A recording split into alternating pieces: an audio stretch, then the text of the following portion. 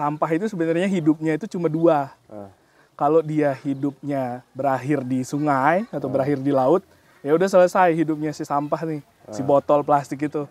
Cuman kalau dia hidupnya itu nanti dibuang ke tong sampah, dipungut sama pemulung, masuk ke gudang. Masih berlangsung lah hidupnya, dia akan kan? hidup lagi gitu. Dia akan di-recycle jadi botol baru lagi gitu.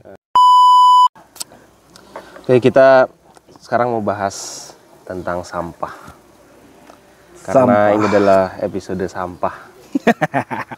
Bukan kualitas episodenya ya, tapi kita memang akan ngobrolin soal sampah, persampahan duniawi. Iya. Mungkin kalau teman-teman searching di Google, Philosophy of Trash, Ontology of Trash, itu ada ya. Jadi orang-orang gila di luar sana itu ada yang membahas tentang sampah. Nah, kita ini sekarang mau kulik, bisa nggak kita memaknai ulang sampah itu? Orang menganggap bahwa sampah itu hal-hal yang nggak bisa dipakai lagi. Mungkin bisa perkenalkan diri. Oke, ini perkenalan dulu ya berarti ya. Ya, kenalin aja, santai aja santai. Oke, teman-teman, kenalin. Saya biasa dipanggil Azin. Kenapa diajak untuk ngobrol tentang sampah ini? Karena sekarang sehari-hari memang bergelut di dunia sampah, di dunia persampahan. Saya sekarang sedang aktif di salah satu perusahaan, bisa disebut perusahaan NGO begitu, yang aktif di bidang pemberdayaan masyarakat, tapi khususnya dia bergeraknya di ruang lingkup untuk sampahnya, khususnya di sampah plastik gitu. Karena sampai sekarang sampah plastik itu yang menjadi sebuah problem, sebuah momok yang belum bisa terselesaikan. Solusinya ada, cuman belum bisa maksimal dan memang akan tetap menjadi problem sampai anak cucu kita mungkin nanti. Nah, mungkin bisa cerita, Jin, kok bisa sekarang concern di sampah? Mungkin dulu background pendidikan mungkin bisa diceritakan sedikit. Kalau background pendidikan sebenarnya saya di ilmu komunikasi, ilmu sosial. Cuman tersesat dalam tanda kutip di sebuah pekerjaan yang sekarang di sebuah NGO ini. Yang dulu sebenarnya awalnya juga iseng-iseng. Awalnya iseng-iseng coba apply lah pekerjaan di situ, dan ternyata setelah diterima dan kecemplung di situ ternyata asik juga. Dunia sampah itu ya sebenarnya masih masuk juga ke disiplin ilmunya saya tentang komunikasi, tentang sosial, karena setiap harinya mau nggak mau kita interaksi dengan masyarakat. Terutama mungkin kalau di pekerjaan saya terutama yang masyarakat yang bekerja sehari-harinya sebagai pemulung. Pemulung mereka yang tiap hari kerjanya dari pagi sampai sore itu keliling pungutin sampah di lingkungannya mereka, dan itu dijadikan mata pencarian oleh teman-teman ini begitu. Kalau nggak salah ya, mohon dikoreksi, Zin. Sudah cukup berpengalaman di bidang NGO ya, non-government organization. Jadi sebelum ini dulu di kerjaan di bidang apa, Jin? Sebelum ini dulu masih sosial juga masuknya, masih tentang masyarakat juga. Dulu sempat di sebuah NGO untuk penggalangan dana juga. Cuman kalau itu kan sifatnya lebih umum.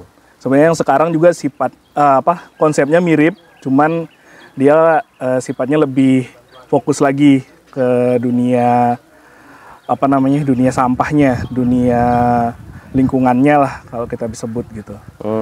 Jadi kita sekarang lebih fokusnya untuk mengurus teman-teman pemulung yang ada di lapangan. Kalau saya kebetulan di Lombok, jadi saya sekarang fokus mengurus untuk pemulung-pemulung yang ada di Lombok dan Sumbawa begitu. Jadi kita bagaimana memperdayakan mereka biar mereka tetap pemulung. Mereka akan susah memang untuk keluar dari dunia itu. Tapi gimana caranya kita memberdayakan mereka biar dia mulung cuman dapat keuntungan yang lebih besar lah gitu. Bisa lebih pasti lah penghasilannya ya.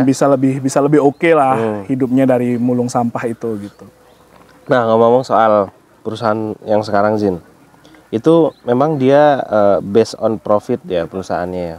Kan ada banyak kayak Greenpeace, kita sebutnya merek kan, ada Greenpeace dan lain sebagainya itu. Kalau ini memang bukan lembaga charity atau memang dia profit base, tapi memang ada base-nya itu, maksudnya dia ruang lingkup kerjaannya itu memang untuk lingkungan gitu. Mungkin bisa diceritakan. Kalau untuk base-nya sebenarnya profit base. Kita tetap sebuah perusahaan biasa yang sebenarnya intinya itu adalah mereka ekspor sampah plastiknya dari Indonesia, diekspor ke luar. Tapi kita ada sisi sosialnya juga. Jadi dari keuntungan penjualan ekspornya itu yang kita bagikan lah ke masyarakat, kalau kita sebutnya ke membernya kita, ke para pemulung itu yang setiap hari nyari itu, kita bagikan lah, ada sedikit sisi sosialnya di situ begitu. Oh, empoweringnya tetap ada ya, empowermentnya. Jadi biar mereka yang mulung juga ngerasa, oh kita ternyata diperhatiin nih, ada yang merhatiin kita selama ini kita mulung. Ya sekedar mungkin mereka sekedar ambil sampah jual, tapi sekarang mereka udah ada yang istilahnya diperhatikan lebih begitu. Profil perusahaan Jin, misalnya ini perusahaan multinasional atau? Kalau si perusahaan ini, kalau mungkin saya sebut namanya Plastic Bank. Teman-teman namanya Plastic Bank. Plastic Bank itu perusahaan dari Kanada sebenarnya. Pusatnya ada di Kanada, cuman sekarang kita itu ada cabang di Asia, Indonesia, Filipina, ada di Thailand juga baru buka. Dia yang bergerak, sistemnya sebenarnya kalau teman-teman tahu mirip dengan ojek online, mirip dengan Gojek, karena kita ada startup juga, karena kita ada aplikasinya juga. Jadi kalau Gojek itu dia kasih tukang ojek aplikasi dan bisa dapat benefit lebih dari aplikasinya. Kalau kita kasih pemulung aplikasinya, kita kasih pemulung aplikasi, mereka nanti pakai aplikasinya, di situ bisa dapat benefit yang lebih, ada bonus-bonusnya lah. Ada bonus poin-poin gitu ya. Jadi ada sistem poin di aplikasi itu yang mereka bisa tukarkan jadi bonusnya mereka gitu. Sistemnya mirip seperti itu sebenarnya. Kalau misalnya kita bicara tentang sampah, ketika mereka memulung itu ada nggak misalnya dari perusahaan Plastic Bank ini semacam long term project, misalnya kayak oke, kita mau bikin green area di Lombok, misalnya kayak semacam pembersihan pantai gitu ya, membersihkan pantai dari sampah atau bersih-bersih sungai, itu kesana juga nggak arah programnya? Ya kalau di si Plastic Bank ini sebenarnya kan kita ada beberapa divisi. Nah ada juga memang divisi yang concernnya ke situ. Jadi kita kadang beberapa kali ya kalau ada event-event kayak mungkin hari bumi atau mungkin hari sampah, ada mungkin hari-hari apa itu, kita biasanya mengadakan itu beach clean up atau mungkin kita bersih-bersih sungai. Dan itu biasanya kita nggak sendiri juga, selain kita ngajak pemulung-pemulungnya tadi yang anggota-anggota itu, kita biasanya ngajak pihak-pihak lain. Biasanya di situ ada pemerintah juga yang ikut atau ada teman-teman dari NGO lingkungan yang lain mungkin. Itu memang rutin kalau setiap ada hari-hari peringatan tentang lingkungan itu biasanya kita adakan.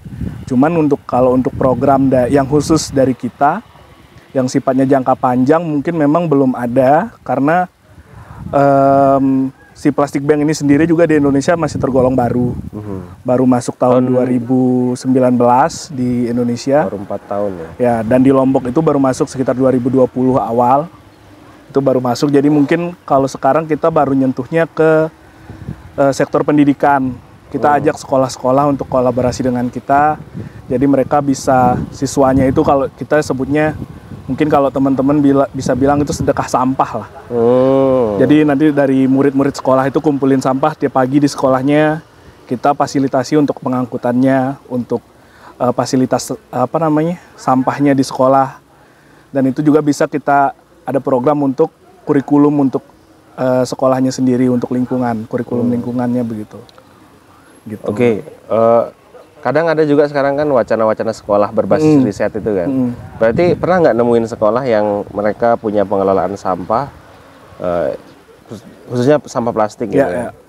Kadang ada juga kan pengembangan mesin untuk mendaur ulang sampah gitu.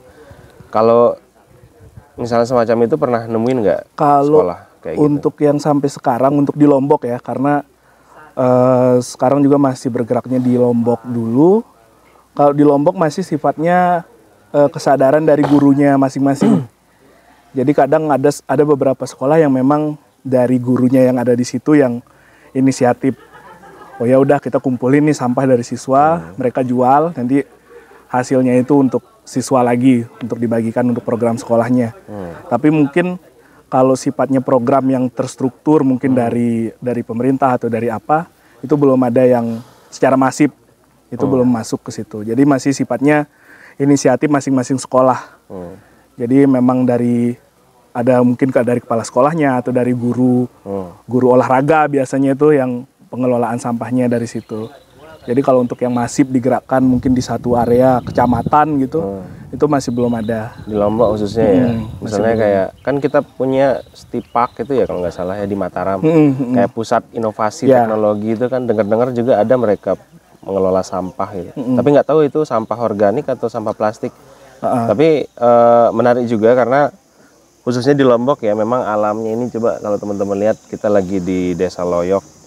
Ini salah satu dari sekian ratus desa yang memang pemandangannya indah, tidak kalah dengan Bali ya, teman-teman ke Lombok. Tapi ya sangat disayangkan ya sampah plastik itu berserakan. Seperti misalnya kalau kita ke mata air itu pun sampah orang biasa aja buang sampah plastik gitu kan. Nah, ini mungkin kita lebih ke arah yang lebih filosofis ya, karena ini podcast filsafat kan. Kira-kira kalau Azin yang sudah bergelut di dunia persampahan ini ya, artinya optimis nggak sama dunia yang lebih tertata?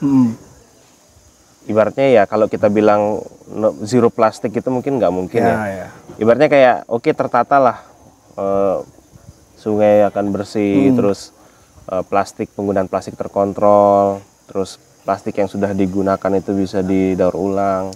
Optimis nggak kalau konteks Indonesia? Kalau saya ingat kata-kata dari teman-teman pemulung, dari teman-teman gudang yang pengumpul sampah-sampah itu, mereka bilang pemulung itu pekerjaan yang akan selesainya itu H-1 kiamat. Nah, ini kata-kata. Karena sampah ini nggak mungkin akan selesai. Tetap bakal ada sampah selama manusia itu pakai produk yang kemasannya kita tahu semua sekarang pasti itu bakal jadi sampah plastik dan yang lainnya gitu. Tapi untuk optimis atau tidaknya mungkin optimis, cuma akan agak susah ketika memang SDM di suatu daerah itu memang belum siap untuk itu ya. Misal mungkin kita akan mulai kayak kalau di Bali mungkin teman-teman bisa tahu salah satu desa adat di situ. Panglipuran. Ya, Panglipuran itu kan memang dimulai dari kesadaran SDM-nya. Ketika mungkin kita mau bikin kayak gitu di sini di Lombok, misalnya kita taruhlah satu desa gitu akan kita buat seperti itu, akan susah ketika ya SDM-nya juga belum siap untuk ke situ gitu. Misalnya ada satu desa, misalnya di Desa Lendang Nangka itu udah mulai ada satu tokoh masyarakat lah yang sadar dengan itu. Mereka yang keliling kumpulin sampah tiap hari, tiap minggu mereka sortir sampahnya. Cuman akan susah juga ketika yang lainnya juga belum sadar dan pikirannya mungkin belum ke situ gitu. Ya mungkin optimis pasti akan bisa, cuman agak susah mungkin ya ketika untuk harus menyadarkan setiap orang untuk bisa mengelola itu gitu. Orang susah kalau mau sadar. Oke, dia mengolah sampah. Kalau nggak ada hilirisasi ekonominya. Nah, ini menariknya plastik bank ini orang diarahkan kepada satu penyadaran, tapi juga ada progres ekonomi di situ. Kayak terlalu naif kita mengatakan mengkampanyekan kayak apa ya, kita cintai bumi, apa kayak kita untuk anak cucu kita, tapi orang berhadapan dengan permasalahan ekonomi yang sangat real kan. Untuk bisa makan sehari aja kan masih bersyukur gitu kan. Mulung kalau dulu sebelum ada plastik bank ini mereka kemana Jin ini nyerahin sampah plastik? Sebenarnya sebelum ada plastik bank pun mereka udah rantai ekonominya itu sudah terbentuk sebenarnya. Pemulung itu sudah ada pengepulnya, ada pengirim besarnya, istilahnya pengirim besar yang kirim ke pabrik langsung gitu. Cuman dari yang saya tahu dari sebelum ada plastik bank itu memang harga plastik untuk dijual dari pemulung ke pengepul itu pun masih sangat rendah sebenarnya. Kalau teman-teman boleh tahu, per kilonya plastik itu cuma dihargai 1.000 sampai 1.500.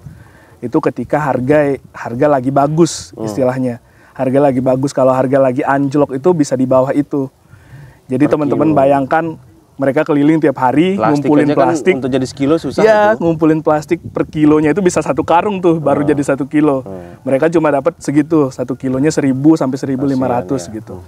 Nah itu yang mereka kerjakan tiap hari tapi dengan adanya si plastik bank itu kan misinya memang kita pingin si masyarakat ini daya hidupnya lebih tinggi lah lagi gitu.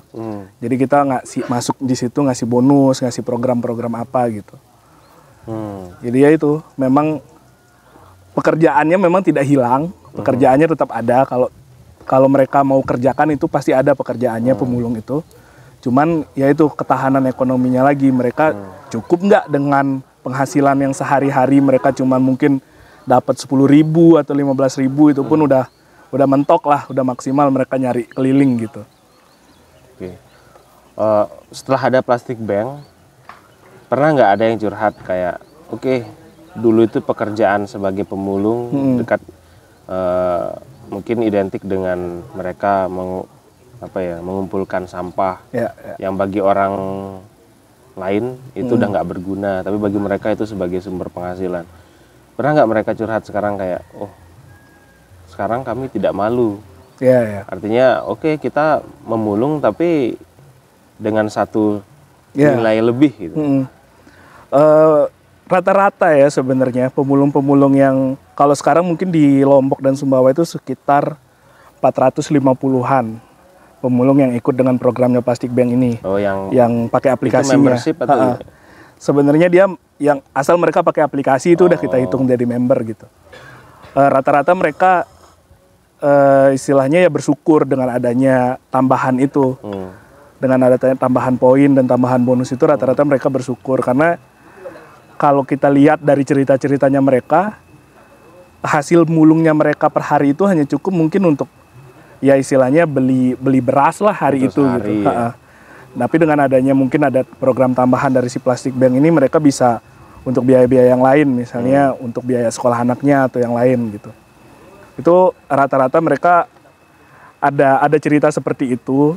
Ada juga yang mereka ngerasa sekarang setelah adanya Plastik Bank ini kan mereka dikasih seragam, dikasih baju yang seragam yang oke lah gitu untuk mereka keliling. Ada juga mereka yang ngerasa oh kita nih udah ada yang naungi nih gitu. Jadi berasa mereka lebih keren nih mulungnya. Lebih udah pakai seragam, udah pakai aplikasi gitu. Jadi mereka udah ngerasa kayak oh kita udah ini, bahkan ada yang misalnya pemulung lagi ke daerah tertentu lah, di daerah pelosok-pelosok gitu, mereka yang promosi sendiri. Ketika mungkin ketemu sama masyarakat, oh kita nih ikut sama Plastik Bank gitu. Karena mereka dilihat pakai bajunya, dilihat ada aplikasi, pakai HP Android misalnya kayak gitu. Mereka malah yang promosi sendiri. Mereka malah ngajak teman-teman yang lain untuk ikut gitu. Ayo mulung bareng yuk gitu. Mulung bareng yuk kita bisa dapat ini gitu. Pemulung berdasi. Iya, mungkin mereka agak lebih keren lah sedikit gitu mulungnya sekarang gitu. Kita beralih ke ini Jin. Berkaitan dengan Dinas Lingkungan Hidup. Nah, kan di Lombok, Sumbawa ya. Sejauh ini bagaimana hubungan Plastik Bank ini dengan Dinas Lingkungan Hidup? Kalau kita sebenarnya dulu awal masuknya si Plastik Bank ini ke Lombok maupun kan kantor pusatnya kita ada di Bali. Jadi awal mulanya mereka masuk ke Bali dan ke Lombok itu pun sebenarnya di luar kalau kita bisa bilang di luar sepengetahuan lingkungan hidup lah gitu. Kenapa seperti itu? Karena kita awal mulanya itu kerjasama langsung dengan pabriknya, si pabrik plastik itu yang kita tanya suppliernya mereka ada di mana aja nih di masing-masing area. Jadi kita langsung masuk dengan dengan sendirinya, tanpa sepengetahuan lah kita bilang, sepengetahuan lingkungan hidup. Cuma setelah berjalan sebenarnya teman-teman yang diberdayakan oleh lingkungan hidup juga ada beberapa yang masuk ke kita, karena kan dari lingkungan hidup itu ada program seperti bank sampah, seperti TPS 3R mungkin kalau dari lingkungan hidup itu yang sekarang malah kita gandeng juga gitu. Tapi itu secara personal bank sampahnya gitu.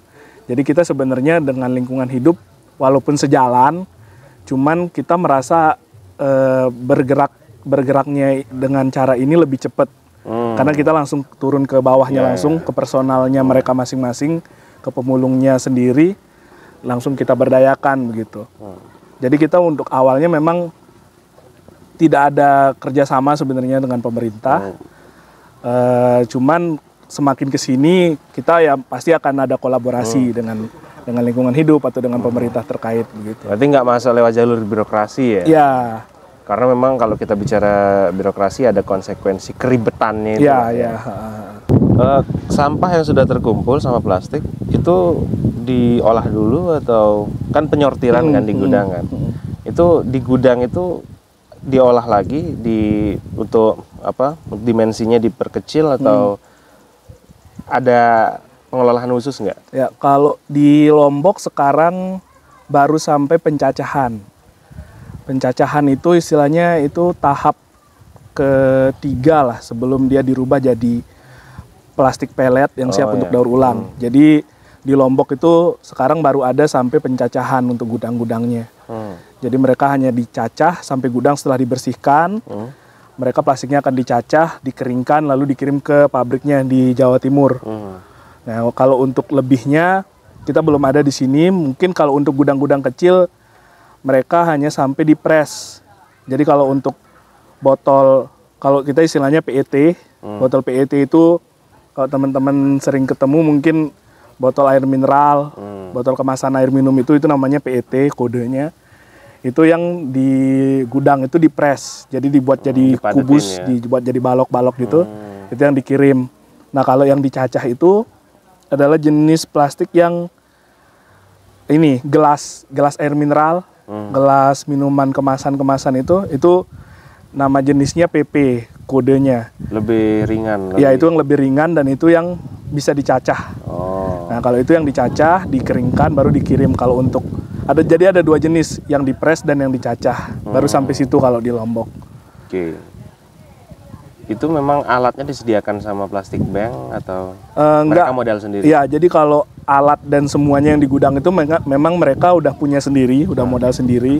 Jadi istilahnya si Plastik Bank ini cuma kerjasama dan untuk ada tambahannya mereka untuk pakai aplikasi dan kerjasama. Kalau untuk pengiriman dan semuanya itu memang dari gudangnya masing-masing gitu.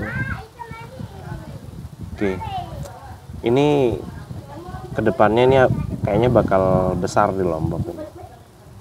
Nah sejauh ini seberapa menikmati Zin? Ente misalnya kan ini pekerjaan yang secara finansial menguntungkan, tapi juga ada nggak kayak semacam idealisme?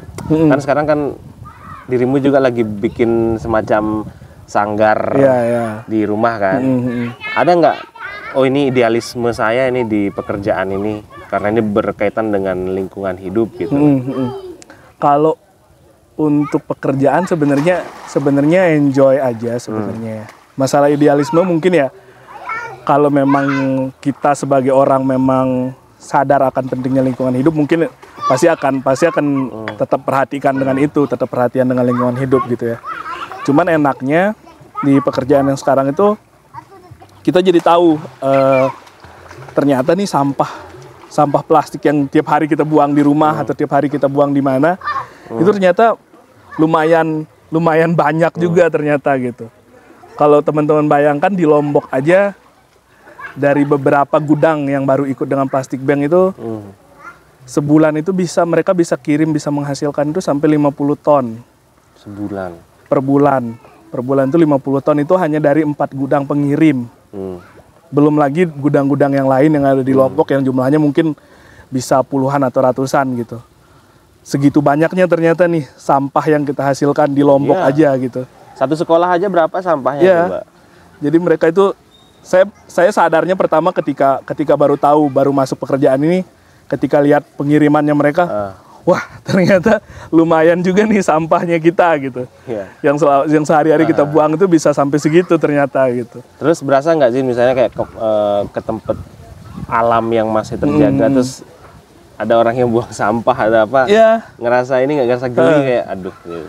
Ya awalnya mungkin kita juga seperti itu ya. Mungkin dulu kan, saya juga seperti itu, kadang buang sampah sembarangan. Cuman sekarang semakin kesini ketika tahu sampah itu ternyata sebegininya, kadang juga ya merasa ada rasa gelinya, ada rasa jengkelnya juga ngelihat teman-teman yang tiap buang sampah sembarangan gitu. Padahal udah ada tempat sampah gitu misalnya. Kadang agak geli juga. Mungkin kalau sampah organik mungkin mereka nggak apa-apa lah ya. Kalau sampah organik mungkin beda case lah. Itu bisa ya udah buang aja lah gitu. Cuman kalau sampah plastik sekarang udah tahu resikonya kayak gimana, udah tahu pengelolaannya kayak gimana, jadi lumayan sayang gitu. Karena sampah itu sebenarnya hidupnya itu cuma 2. Kalau dia hidupnya berakhir di sungai atau berakhir di laut, ya udah selesai hidupnya si sampah nih, si botol plastik itu. Cuman kalau dia hidupnya itu nanti dibuang ke tong sampah, dipungut sama pemulung, masuk ke gudang, masih berlangsung lah hidupnya, dia akan hidup lagi gitu. Dia akan di-recycle jadi botol baru lagi gitu. Dan kalau dia berakhir di sungai itu kan nggak bisa kita awasi, maksudnya kita nggak bisa kontrol kan. Kan misalnya kan sampah ini, plastik ini kan sebetulnya itu bagian dari bumi sebetulnya kan. Ya. Itu kan mineral kan. Nah sekarang kalau saya pernah ketemu seorang tambang, mereka nggak mau dikatakan merusak alam. Mereka bilang kami hanya merubah lanskap alam aja. Ya udah kayak mengacak-acak tanah yang tadinya di bawah di atas. Apa salahnya katanya kan? Mungkin akan salah ketika misalnya itu mencemari sungai warga ya, lagi-lagi itu ke manusia ya. Tapi sebetulnya alam ini ya udah nggak apa-apa, misalnya kayak dirubah lah, diacak gitu, rubah bentuk. Nah kalau tanggapan dirimu gimana Zin? Misalnya kalau mengatakan kayak oke, orang mengatakan bahwa sampah itu merusakkan, kampanye kan. Tapi sebetulnya kalau kita bicara sampah organik itu kan bisa aja terurai gitu. Kalau sampah plastik nggak bisa terurai. Nah, apakah hanya sebatas itu pertimbangannya? Sebenarnya lumayan panjang kalau ngomong tentang dampaknya si sampah plastik ini. Di awal juga misinya si Plastic Bank ini, kalau dari si pendirinya itu sebenarnya kita lebih fokus kepada ocean plastik. Jadi kita stop ocean plastik itu, kita nggak mau sampah si plastik ini sampai ke laut sebenarnya intinya. Karena kalau udah di laut nggak ada yang memulung, nggak mungkin ada pemulung yang renang nyari sampah gitu. Kita gimana caranya biar sampah ini jangan sampai ke laut gitu. Karena kalau udah sampai ke laut dampaknya akan lebih panjang lagi. Karena misalnya kalau misalnya udah nggak dipungut, terus nanti kena lagi dengan ekosistem di laut, merusak ekosistem. Kita mungkin teman-teman udah sering lah lihat pencemaran laut oleh sampah plastik yang ada ikan lah, ada penyu lah yang kejerat sama plastik segala macem. Itu yang sebenarnya lumayan jadi PR untuk kita stop nih sampahnya itu, kalau bisa jangan sampai ke laut gitu. Karena kalau udah ke laut tuh udah bahayanya udah lebih panjang lagi nanti, belum lagi ngomong tentang mikroplastik segala macem yang bisa kemakan lagi sama kita, misalnya udah dimakan ikan, kemakan lagi sama kita, balik lagi ke tubuh gitu. Itu udah panjang lah istilahnya kalau udah sampai ke laut gitu. Karena kan kalau teman-teman lihat NGO yang bergerak di lingkungan hidup ini sebenarnya kalau mereka fokus dengan sampah plastik itu sebenarnya intinya bagaimana mereka sampah plastik ini nggak usah sampai terambang ke laut lah istilahnya. Karena kalau udah di laut udah nggak bisa diapa-apain lagi. Mungkin ada beberapa sekarang teman-teman yang bergerak, mereka punya kapal untuk penyaring, untuk menjaring sampah di laut. Lautan, cuman apa salahnya kalau kita bisa stop tuh sampah itu, nggak usah sampai ke laut gitu. Cukup dipungut aja udah di sini. Misalnya kalau istilah kasarnya ya udah, kamu kalau mau buang sampahnya nggak usah deket-deket laut lah gitu. Yang masih ada manusianya. Buang aja di kota gitu kalau mau buang sampah biar dipungut gitu. Asal nggak usah sampai ke laut situ gitu. Itu sih. Karena dia mungkin tumbuhan atau ikan nggak mengerti bahwa itu sampah kan. Kita nggak tahu isi pikiran mereka kan. Karena yang bikin sampah ini adalah manusia, in case ini sampah plastik kan, itu sampah artificial. Tapi kalau kita berkata lain, misalnya kayak cangkang kerang, bagi manusia itu sampah. Tapi kalau bagi hewan mungkin nggak tahu kan. Iya. Nah, berarti tanggung jawab terhadap sampah ini dia akan tetap menjadi tanggung jawab jika dia masih ada dalam lingkungan manusia ya. Jadi. Iya. Kadang kan kalau dia sudah ke laut ya, hewan mungkin nggak akan tahu itu sampah. Iya, dan mereka tiba-tiba Iya, terjerat tiba-tiba gitu, kan? ada ikan makan plastik kan mereka nggak ngerti juga, dikira udah makanan gitu. Iya, iya. Ya selama itu masih bisa kita kontrol lah istilahnya, itu akan tetap menjadi ya kita yang manusia yang tahu itu sampah gitu. Selama masih bisa kita kontrol ya kenapa enggak kita cegah gitu untuk kayak gitu, untuk sampai ke sananya lagi gitu. Oke, mungkin di akhir video ini bukan closing statement sih, terlalu formal. Persoalan sampah ini sampai kapan kita masih bisa percaya sama pemerintah, Zin? Kalau misalnya orang ngomongin SDGs kan, ada banyak poinnya itu kan tentang zero waste apa itu kan. Kira-kira sebagai NGO nih, porsinya itu akan lebih kita optimisme itu lebih kalau kita serahkan pada pemerintah atau pada NGO? Oke. Kalau saya ngomong sebagai orang NGO, mungkin saya ngerasa akan lebih dampaknya itu akan lebih cepat ketika ini dikerjakan oleh teman-teman NGO. Karena teman-teman NGO itu istilahnya langsung terjun, langsung ada aksinya. Nggak gitu. nunggu apa?